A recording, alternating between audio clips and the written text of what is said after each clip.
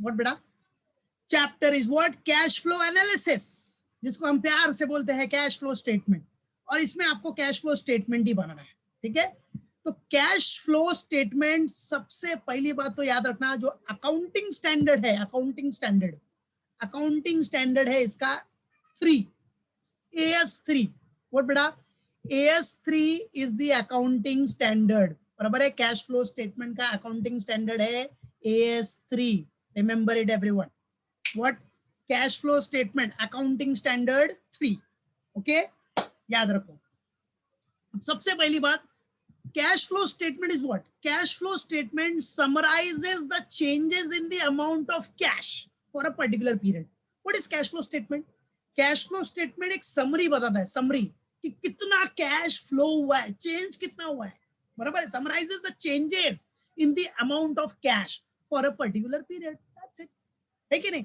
देखो कैश में कितना मूवमेंट हो रहा है, कितना कैश इनफ्लो हुआ, कितना आउटफ्लो हुआ, बराबर है? ये पूरा एक समरी जो होता है ना, समरी, वो आप कैश फ्लो स्टेटमेंट से मालूम कर सकते हो। कैश फ्लो स्टेटमेंट पे पूरा समराइज फॉर्म में रहता है बेटा। सो cash flow statement summarises the changes in the amount of cash for a particular period. It means what? कि कैश फ्लो एक पर्टिकुलर पीरियड के लिए आपको बता रहा है कि कितना कैश का मूवमेंट हुआ है। It means cash flow indicate, cash flow statements indicate what? Inflow and outflow. What? Inflow and outflow of cash. कितना इनफ्लो आ रहा है, कितना आउटफ्लो हो रहा है, राइट है? उसका पूरा एक समरी रिकॉर्ड है बेटा, cash flow statement. So cash flow indicates means cash flow statement, that is CFS, cash flow statements indicate the inflow and outflow of cash। याद रखने का बेटा, बराबर है? और अकाउंटिंग स्टैंडर्ड 3 सबके माइंड में फिक्स होना चाहिए। जो अपना AS है, AS3 deals with various aspects of cash flow। याद रखना, AS3 accounting standard 3 deals with various aspects of cash flow। Correct है? मालूम पड़ा? क्लियर है? याद रखो, ठीक है बेटा? अभी सुनो, सबसे पहली बात, बिंदा आपका वो जो क्वेश्चन है बता दो उसका आंसर, ठीक है? सबसे पहली बात याद रखो, cash is very important factor, cash is very important component. याद रखना, कभी कभी ऐसा होता है कि कंपनी को प्रॉफिट बहुत दिख रहा है बट उसके पास कैश नहीं है, तो कंपनी की हालत खराब हो जाती है, कंपनी वाइंड अप की पोजीशन पे चली जाती है। क्योंकि प्रॉफिट दिखने से कुछ नहीं होता, उतना कैश भी रहना चाहिए। प्रॉफिट तो आप विंडो ड्रेसिंग करके ज्यादा भी दिखा सकते हो कि नहीं, बट कैश होना चाहिए ना, उतना कैश जनरेटिंग कैपेसिटी भी तो होना चाहिए, कैश भी तो होना चाहिए, बराबर है? अभी आपने क्रेडिट सेल दिखा दिया कि भाई मैंने 50 करोड़ का क्रेडिट सेल्स किया, क्रेडिट सेल्स, ठीक है, 50 करोड़। आपका पीएनएल में, प्रॉफिट एंड लॉस अकाउंट में तो रेवेन्यू दिख रहा है, अरे 50 करोड़ का प्रॉफिट, मतलब 50 करोड़ का रेवेन्यू हो गया, ठीक है, कॉस्ट विस्ट माइनस करके प्रॉफिट वो बाद में निकल लेंगे। बट आपको क्या दिख रहा है अभी पीएनएल में? 50 करोड़ का रेवेन्यू। अरे भाई वो क्रेडिट सेल्स है। तो प्रॉफिट एंड लॉस अकाउंट आपको ये थोड़ी बताता है, प्रॉफिट एंड लॉस अकाउंट आपको क्या बताएगा? हाँ चलो 50 करोड़ का रेवेन्यू हुआ है, मतलब कितना अच्छा कंपनी का रेवेन्यू हुआ है, अरे उसमें से कैश कितना आया, कलेक्शन कितना हुआ, वो तो देखो। अब पता चला सब डेटर्स जिनको तुमने बेचा है, बराबर, जिनको आपने बेचा है वो सब डिफॉल्टर ही निकल गए। ऐसा होता नहीं है लेकिन कभी भी हो भी सकता है, डिफॉल्टर तो निकलते ही है। एक एजम्पशन ले लो, आपको कंपैरिजन बता रहा हूं, ठीक है? अब सब डिफॉल्टर निकल गए, या कुछ पैसे ही अपने को कवर हो पाए, कुछ पैसे ही रिकवर हो पाए, तो क्या मतलब है? कैश आया ही नहीं आपके पास। जब कैश ही नहीं रहेगा तो भाई बिजनेस कैसे चलाएगा, बराबर है कि नहीं? तो प्रॉफिट एंड लॉस आपको सिर्फ बताता है कि हाँ चलो इतना रेवेन्यू है, इतना प्रॉफिट है भाई, लेकिन वो प्रॉफिट कितना रियलाइज है, वो कैश है क्या आपके पास, वो भी देखना बहुत जरूरी है। That is also very important. इसीलिए कैश फ्लो स्टेटमेंट सेपरेटली बनाते हैं हम लोग। ये भी समझो एक फाइनेंशियल स्टेटमेंट का एक इंपॉर्टेंट पार्ट है कैश फ्लो स्टेटमेंट। कैश देखना बहुत जरूरी है, कैश इज वेरी इंपॉर्टेंट, याद रखना, समझा? कैश रहना भी चाहिए, कैश मतलब cash and cash equivalents, bank में पैसा। तो खाली पीएनएल के बेसिस पे नहीं देखना है कि अरे रेवेन्यू ज्यादा है, भाई वो रेवेन्यू रियलाइज कितना है, कैश कितना है उसमें से, रेवेन्यू तो दिख रहा है बट आया क्या पैसा, पैसा आया क्या, इनफ्लो कितना हो रहा है, आउटफ्लो कितना हो रहा है, बराबर है?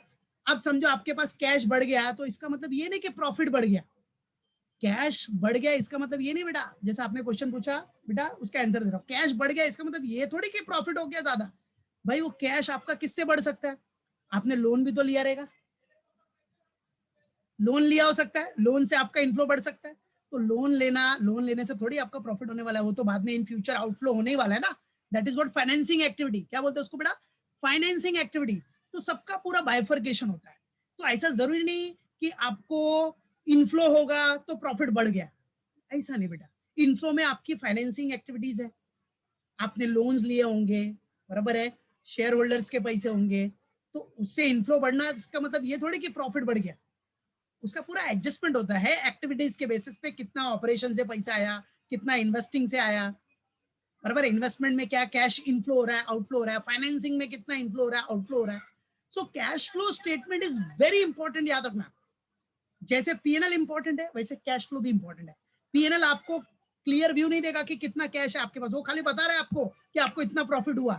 भाई वो प्रॉफिट रहना भी तो चाहिए, उतना पैसा भी तो रहना चाहिए, बराबर है। आपका पीएनएल जो बुक है वो दिखा रहा है, पीएनएल का बुक।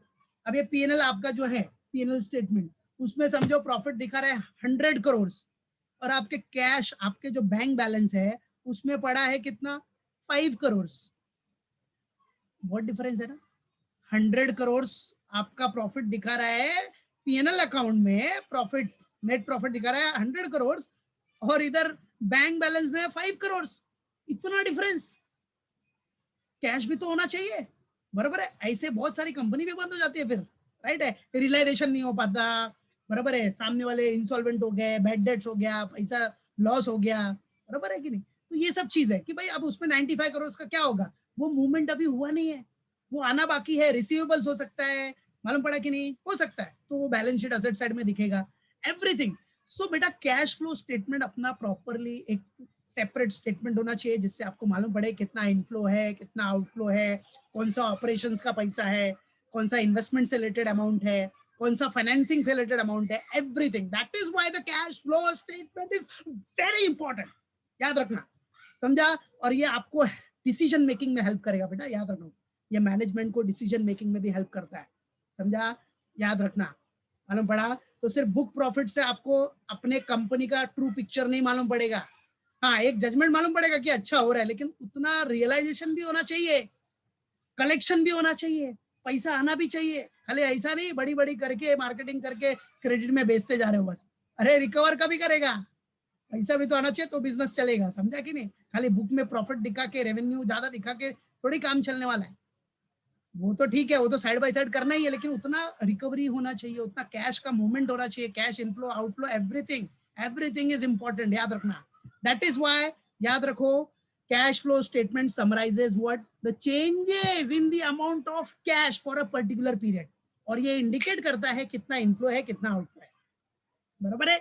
AS3 याद रखना, accounting standard 3, what, AS3 deals with what, yes, AS3 deals with various aspects of cash flow, remember it, clear है, मालूम पड़ गया, कोई डाउट उसमें। ये एकदम बेसिक है, बेसिक नॉलेज है, बेसिक नॉलेज एकदम माइंड में फिट रखो, ठीक है, बराबर है। तो दिख रहा है इधर, the inclusion of cash flow along with balance sheet, the inclusion of cash flow, inclusion of cash flow along with balance sheet and P&L for all companies is a new requirement. देखा cash flow का importance, देखा भाई। आपको balance sheet बनाते हो, financial statement में आपके पास PNL है, बैलेंस शीट है, वैसे कैश फ्लो भी है।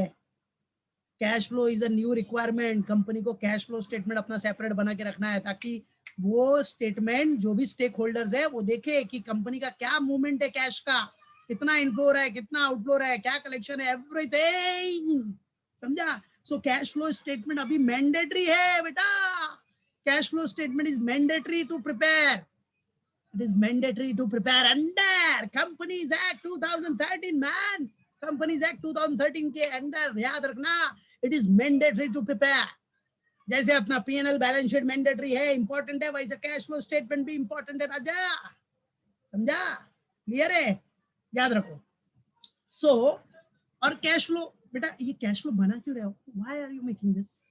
भाई आपको एक जजमेंट मिले, एक समराइजेशन मिले, एक समरी मिले कि भाई कितना अमाउंट हमारा इनफ्लो हो रहा है, क्या आउटफ्लो हो रहा है, हमको डिसीजन लेने में हेल्प करेगा, बराबर है, मालूम पड़ा। ये डिसीजन मेकिंग में आपको हेल्प करेगा, समझा कि नहीं, मालूम पड़ा। कैश फ्लो हमेशा याद रखना, cash flow statement helps in decision making. इससे जो मैनेजर्स है वो अपने डिसीजन ले सकते हैं, परफेक्ट डिसीजन ले सकते हैं, बराबर है, मालूम पड़ा, क्लियर, तो ये याद रखना। तो आप एक चीज बोल सकते हो क्या, जैसे बोलते ना, एक सिंपल सा फंडा है, company survive because they have cash, they fail when they don't. भाई कंपनी कभी सर्वाइव करती है जब उसके पास पैसा है, कैश एंड कैश इक्विवेलेंट्स है, बैंक बैलेंस है, कैश है, सब कुछ बराबर है। तो उसके पास कैश होना चाहिए, जो भी मार्केटेबल सिक्योरिटीज है, cash and cash equivalent whatever, तभी वो सर्वाइव कर सकता है। सिर्फ बुक में प्रॉफिट दिखाने से सर्वाइव नहीं कर सकता है कि भाई हमारा पीएनएल अच्छा दिख रहा है, ज्यादा दिख रहा है, बस प्रॉफिट दिख रहा है। अरे भाई उतना रियलाइजेशन, उतना कैश भी तो होना चाहिए आपके पास, कैश भी तो रहना चाहिए। खाली बुक में प्रॉफिट दिखा के, रेवेन्यू दिखा के काम नहीं चलता बेटा।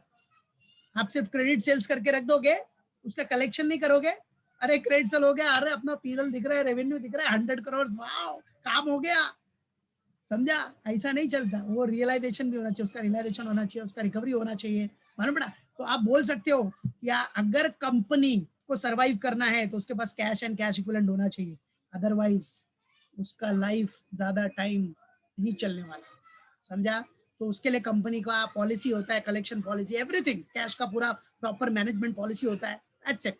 सो याद रखना, CFS is also very important in what, decision making. CS जो सीएफएस है मतलब cash flow statement helps in decision making. और एएस3 याद रखो, एएस3 deals with various aspects of cash flow.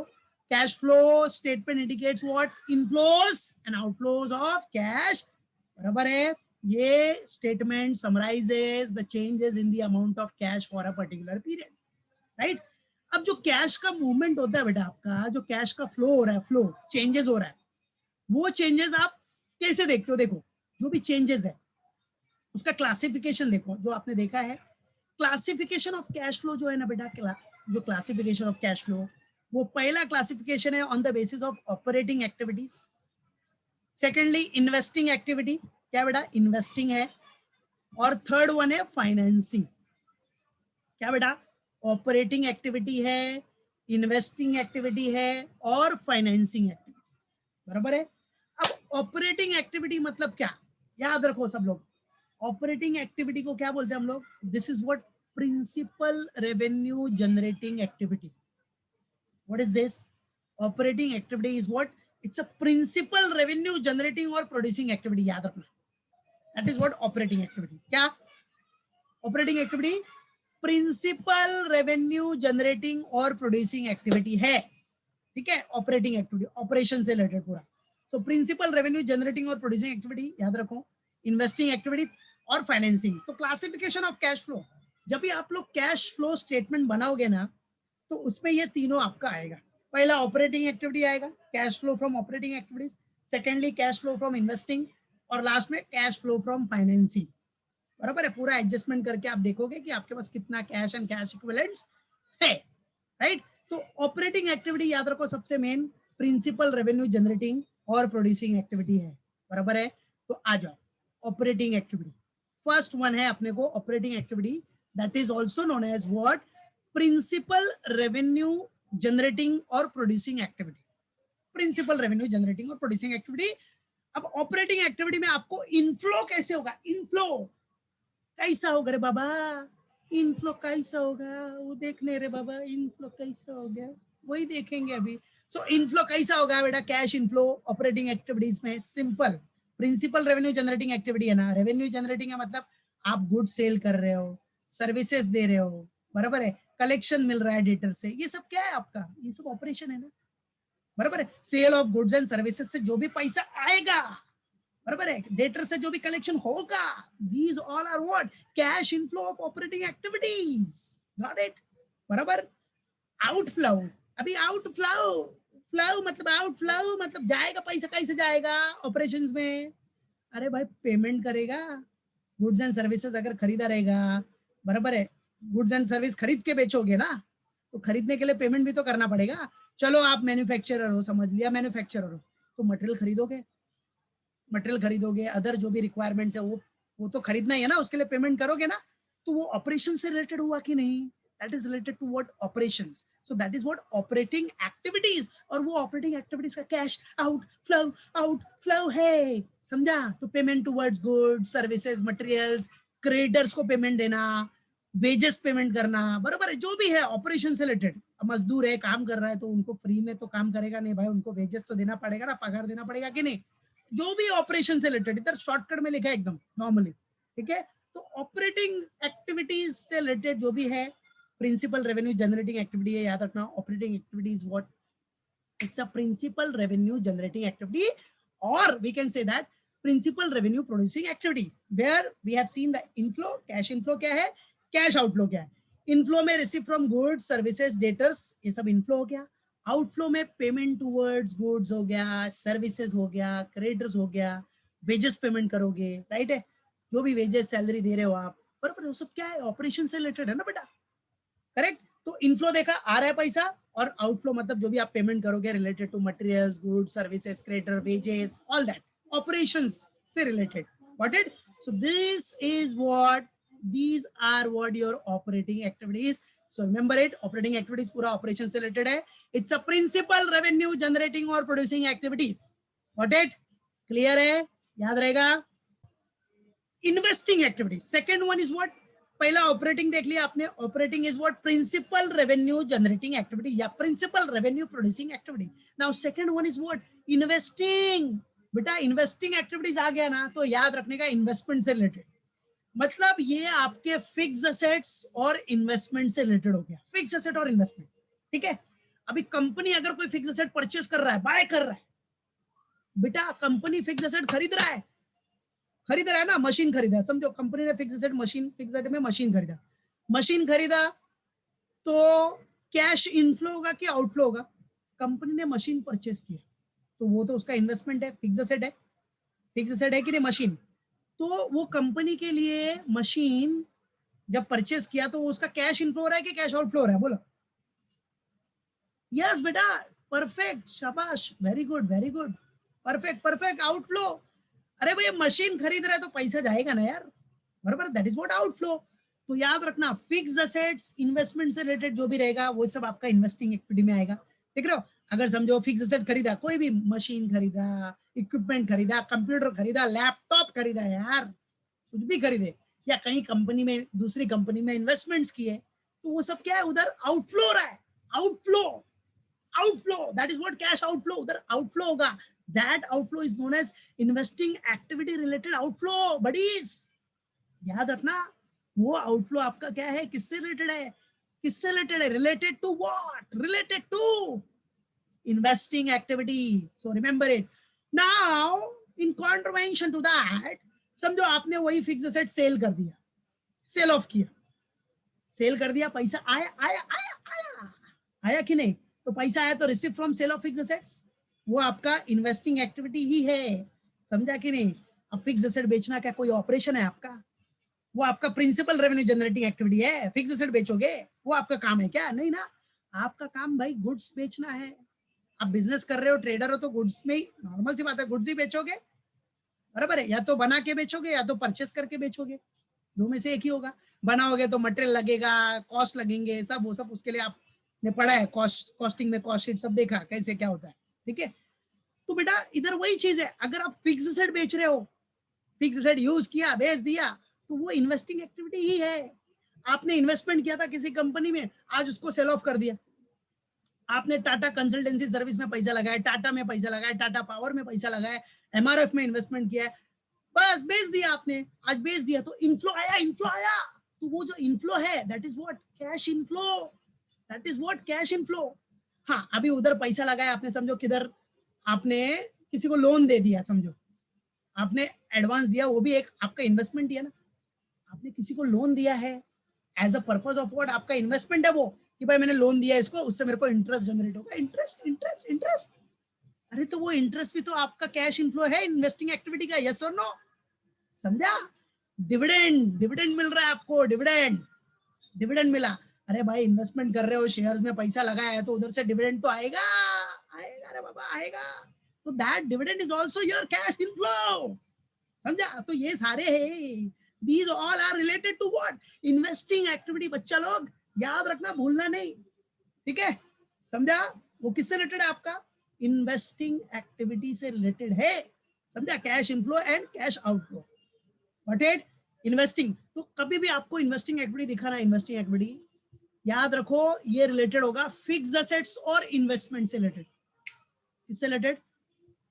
Fix assets और इन्वेस्टमेंट, बराबर है, फिक्स एसेट और इन्वेस्टमेंट। और बेटा अगर आप इन्वेस्टमेंट करोगे तो ही तो आपको इंटरेस्ट मिलेगा, डिविडेंड मिलेगा, मिलेगा कि नहीं मिलेगा बोलो?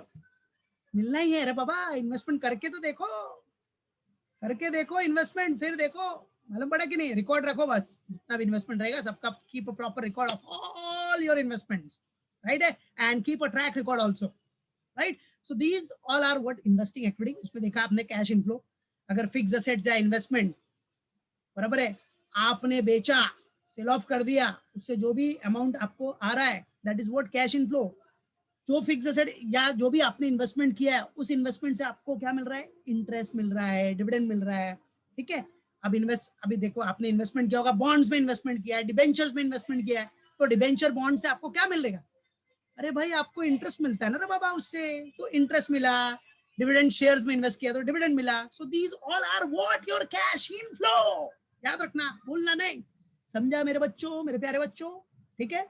और आउटफ्लो में तो देखा आपने, payment towards purchase of fix assets, investment, all that, ठीक है। अब वही फिक्स एसेट और इन्वेस्टमेंट से रिलेटेड अगर आपने परचेज किया है उसको, फिक्स एसेट्स या इन्वेस्टमेंट, तो उधर क्या हो रहा है? आउटफ्लो हो रहा है, आउटफ्लो, पैसे जा रहा है बेटा। तो वो फिक्स एसेट और इन्वेस्टमेंट है ना, तो related to investing activity cash outflow हो गया, वो इन्वेस्टिंग एक्टिविटी से रिलेटेड कैश आउटफ्लो, याद रखने का, बोलने का नहीं। और ये सब आपको कैश फ्लो स्टेटमेंट बनाते टाइम पे ध्यान देना है बेटा, ये नहीं याद रहेगा तो फिर गड़बड़ हो जाएगा, गड़बड़ घोटाला हो जाएगा, समझा? ओके चलो। सो इन्वेस्टिंग एक्टिविटी देखा आपने, शॉर्ट एंड स्वीट में। नाउ नेक्स्ट एक्टिविटी कौन सा है? फाइनल वाला, फाइनेंसिंग। चलो financing activity, last one is what? Financing activity था बेटा। फाइनेंसिंग एक्टिविटी नाम से ही मालूम पड़ता, फाइनेंस, फाइनेंसिंग करना। भाई बिजनेस करना है तो बिजनेस के लिए पैसा चाहिए, पैसा के लिए क्या करता है बिजनेस? शेयर इशू करता है। शेयर इशू करेगा तो जो रिसिप्ट मिला, पैसा मिला, पैसा पैसा पैसा, वो जो रिसिप्ट मिला ना, receipt, receipt from issue, receipt from issue of shares, वो क्या है? कैश इनफ्लो है ना अपने पास, है कि नहीं? डिबेंचर्स, भाई डिबेंचर इशू किया, डिबेंचर से भी पैसा मिला, तो क्या है वो? कैश इनफ्लो है ना बेटा, पैसा आ रहा है ना, पैसे देखने का बाबा, कैश, कैश देखने का, कैश आ रहे ना, आ रहे ना, तो बेटा वो कैश इनफ्लो हुआ रे राज्य, समझा? तो कैश इनफ्लो हो गया, डिबेंचर्स। देन भाई लोन लिया, लोन, अरे लोन लिया तो क्या होगा? लोन से पैसा आता है कि जाता है? पैसा आता ना बेटा, तो लोन लिया तो पैसा आएगा, वो भी आपका कैश इन फ्लो होगा, वो भी आपका कैश इन फ्लो होगा, समझा राजा? समझा कि नहीं? ठीक है, याद रखने का। राजा रानी दोनों भाई, याद रखो। तो cash inflow, receive from issue of shares, debentures और लोन्स, ठीक है। वहां से आपको क्या हो रहा है बेटा? कैश इनफ्लो हो रहा है। अब आउटफ्लो कैसा होगा फाइनेंसिंग में? बाबा आउटफ्लो कैसे हो गया? आउटफ्लो के लिए अभी भाई, अभी ये जो इश्यू ऑफ शेयर्स किया था ना, इसका बायबैक का टाइम आ गया, मतलब आप बायबैक कर रहे हो या रीपेमेंट कर रहे हो, रीपेमेंट ऑफ शेयर्स, तो पैसा जाएगा, जाएगा कि नहीं जाएगा? जाएगा। तो that is what cash outflow. और फाइनेंसिंग एक्टिविटी में कैश आउटफ्लो हो गया वो। डिबेंचर्स है, डिबेंचर्स का पीरियड खत्म हो गया, 5 इयर्स का है, 10 इयर्स का, whatever it will be. So 5 years के बाद आपको रीपेमेंट करना पड़ेगा ना, तो रीपेमेंट किया तो आउटफ्लो हो गया, बस। लोन्स, लोन्स का टाइम पीरियड खत्म हो गया, अभी 5 साल के लिए आपने लोन लिया है तो पेमेंट तो करना पड़ेगा ना भाई। हाँ, क्या जिंदगी भर के लिए लेके बैठेगा क्या? हाँ, परपेचुटी मारेगा उसमें? नहीं ना, ठीक है। तो लोन्स का रिपेमेंट करना पड़ेगा, तो उधर भी कैश आउटफ्लो हो गया, ओके। हाँ, अरे भैया अभी ये सब जो तुम पैसे लेते हैं, जो लोन लिए, लोन है उसके ऊपर ब्याज देना पड़ता है बाबा, इंटरेस्ट देना पड़ता है, इंटरेस्ट। तो इंटरेस्ट पेमेंट करेगा तो कैश आउटफ्लो होगा ना। इंटरेस्ट पेमेंट कर रहा है बेटा, कंपनी पे कर रहा है इंटरेस्ट, तो आउटफ्लो होगा कि नहीं होगा? होगा रे बाबा, होगा, समझा? मालूम पड़ा? तो इंटरेस्ट पेमेंट भी कैश आउटफ्लो होगा। भाई आपने शेयर इशू किया था, शेयर इशू किया था ना, बराबर है। अच्छा शेयर इशू किया, प्रॉफिट हो रहा है, अच्छा आपको, तो प्रॉफिट होगा तो किसको देना पड़ेगा? आपको, जो ओनर है उनको देना पड़ेगा ना, शेयर होल्डर को बांटना पड़ेगा कि नहीं प्रॉफिट? अब जो शेयर होल्डर को प्रॉफिट बांटते हो, जो शेयर होल्डर को प्रॉफिट पे करते हो, that is known as what? Dividend, dividend, dividend, dividend, dividend. So dividend paid, paid करेगा, पेड करेगा, पेड करेगा, तो जाएगा ना, कैश आउटफ्लो होगा ना बेटा। There will be a what? There will be a cash outflow, because you are paying the interest और डिविडेंड। ये भी कैश आउटफ्लो हो रहा है कि नहीं? तो हमेशा याद रखना एक चीज, इंटरेस्ट पेड और डिविडेंड पेड आया ना तो फाइनेंसिंग एक्टिविटी, फाइनेंसिंग एक्टिविटी में कैश आउटफ्लो। लेकिन अगर इंटरेस्ट रिसीव्ड और डिविडेंड रिसीव्ड आया ना, इंटरेस्ट रिसीव और डिविडेंड रिसीव, तो ये चीज थोड़ा ध्यान रखना। इंटरेस्ट रिसीव्ड और डिविडेंड रिसीव्ड आया तो हमको इंटरेस्ट कभी मिलता है, डिविडेंड कभी मिलता है, जब आप इन्वेस्टमेंट करते हो। जब क्या करते हो आप, इन्वेस्टमेंट। तो इंटरेस्ट रिसीव और डिविडेंड रिसीव आपका इन्वेस्टिंग एक्टिविटी है, और interest paid and dividend paid, interest receive और डिविडेंड रिसीव क्या है अपना, interest receive and dividend receive कौन सा एक्टिविटी है, इन्वेस्टिंग। बट इंटरेस्ट पेड और डिविडेंड पेड मतलब क्यों करते हो आप, क्योंकि आपने फाइनेंस किया रहेगा ना, आपने फाइनेंस लिया है, फाइनेंस लेने के लिए उसके एवज में, in place of that, right, what you are paying for loan, के लिए आपने जो लोन टेकन किया है उसके लिए इंटरेस्ट पे कर रहे हो, आपने जो शेयर्स इशू किया है उसके ऊपर शेयर होल्डर को आपको डिविडेंड देना पड़ रहा है, ठीक है। तो ये सब क्या है, अपना फाइनेंसिंग है, क्योंकि फाइनेंसिंग पर्पस के लिए ये सब आप पे कर रहे हो, इंटरेस्ट पे कर रहे हो, डिविडेंड पे कर रहे हो, है कि नहीं, दैट्स इट। बट जो इंटरेस्ट रिसीव्ड और डिविडेंड रिसीव्ड होगा ना बच्चा, इंटरेस्ट रिसीव डिविडेंड रिसीव, वो याद रखना, वो आपका कौन सा एक्टिविटी है, इन्वेस्टिंग, ठीक है। हाँ, और एक चीज हमेशा याद रखो, एक चीज, अगर बैंकिंग कंपनी हुआ, कौन सा कंपनी, बैंकिंग कंपनी, तो हमेशा याद रखो ये सब अपना नॉर्मल कंपनी की बात चल रही है। बैंकिंग कंपनी हुआ ना, बैंकिंग कंपनी, तो बैंकिंग कंपनी के लिए ये इंटरेस्ट रिसीव, इंटरेस्ट पेड, ये सब बैंकिंग कंपनी का क्या होता है बेटा, बोलो, चलो दिमाग लगाओ, बोलो। बैंकिंग कंपनी जो इंटरेस्ट रिसीव करता है, इंटरेस्ट पेमेंट करता है हमको, वो बैंकिंग कंपनी के लिए क्या है उसका, बोलो, एक्टिविटी कौन सा एक्टिविटी होगा, ऑपरेटिंग एक्टिविटी है, इन्वेस्टिंग है कि फाइनेंसिंग है। बैंकिंग कंपनी समझो जो इंटरेस्ट पे कर रहा है, डिविडेंड पे कर रहा है, बैंकिंग कंपनी याद रखो, अगर बैंकिंग कंपनी अगर इंटरेस्ट पे कर रहा है, डिविडेंड पे कर रहा है, तो बैंकिंग कंपनी के लिए क्या होता है, बैंकिंग कंपनी। अभी देखो हम डिपॉजिटर्स है, हमने बैंक में पैसा जमा किया, तो बैंक अपने को क्या देता है, इंटरेस्ट देता है ना, पे करता है कि नहीं, बराबर है, मालूम पड़ा कि नहीं, है कि नहीं। तो वो बैंकिंग कंपनी के लिए क्या है, वो क्या बात है, वेरी गुड, शाबाश, वेरी गुड। अरे बैंक का वो ऑपरेशन है यार, बैंक को पैसा तो उधर ही से आ रहा है ना, इंटरेस्ट पेमेंट से। बैंक क्या कर रहा है, अभी इंटरेस्ट पेमेंट कर रहा है, तो बैंक को तो भाई, अभी हम डिपॉजिटर है, हमने पैसा रखा है तो इंटरेस्ट पेमेंट करना पड़ेगा, तो वो इंटरेस्ट पेमेंट वो उसका ऑपरेशन है, इंटरेस्ट पेमेंट करता है, उसको इंटरेस्ट मिलता है, वो उसका ऑपरेटिंग इनकम हो गया, समझा, वो उसका ऑपरेशन है, उसके लिए ऑपरेशन, उसके लिए ऑपरेटिंग एक्टिविटीज है वो। तो याद रखना फिलहाल, मतलब एक ऑब्जेक्टिव उसके लिए याद रखना, इंटरेस्ट पेमेंट जो होता है ना, वो बैंकिंग के लिए क्या है, उसका ऑपरेशन है यार, वो फाइनेंसिंग नहीं है, बराबर है। वो डिपॉजिटर से पैसा ले रहा है, डिपॉजिटर पैसा रख रहे हैं तो उनको देना ही पड़ रहा है, वो उसका मेन ऑपरेशन है, वो बैंकिंग और नॉन बैंकिंग फाइनेंशियल कंपनी, वो उनका मेन ऑपरेशन है, गॉट इट, याद रखो। तो फिलहाल हमारा ये नॉर्मल कंपनी की बात हो रही है, नॉन बैंक मतलब जो अदर कंपनी है, बैंकिंग कंपनी नहीं है, ठीक है, बराबर है, अदर देन बैंकिंग कंपनी, याद रखना बेटा, नॉन बैंकिंग, ठीक है। तो फाइनेंसिंग एक्टिविटी क्लियर हो गया। फाइनेंसिंग एक्टिविटी में देखा ना आपने, इनफ्लो कैसा हो रहा है बेटा, receive from issue of shares, debenture, loan से, और पेमेंट कैसा होगा, अगर वही रीपेमेंट किया, repayment of shares, debentures, loans, interest, बराबर, इंटरेस्ट पेड किया, डिविडेंड पेड किया। अभी टाटा कंपनी इंटरेस्ट पे कर रहा है, डिविडेंड पे कर रहा है, मतलब क्या भाई, अगर उसने लोन लिया रहेगा तो इंटरेस्ट पे करेगा, इश्यू ऑफ शेयर्स है तो डिविडेंड पे कर रहा है अपने शेयर होल्डर्स को, तो उसके लिए कैश आउटफ्लो हो रहा है, बराबर है, मालूम पड़ा कि नहीं। इनफ्लो कैसे होगा, issue of share, financing activity का इनफ्लो कैसे हो रहा है, उसके लिए issue of shares, debentures, loans के थ्रू, बराबर। तो ये सब याद रखना, मालूम पड़ा, ऑपरेशंस, इन्वेस्टिंग और फाइनेंसिंग, ऑपरेटिंग एक्टिविटी, इन्वेस्टिंग और फाइनेंसिंग एक्टिविटी। इन्वेस्टिंग मतलब फिक्स असेट्स और इन्वेस्टमेंट से रिलेटेड, क्लियर है, ओके, लॉक कर दूं, पक्का।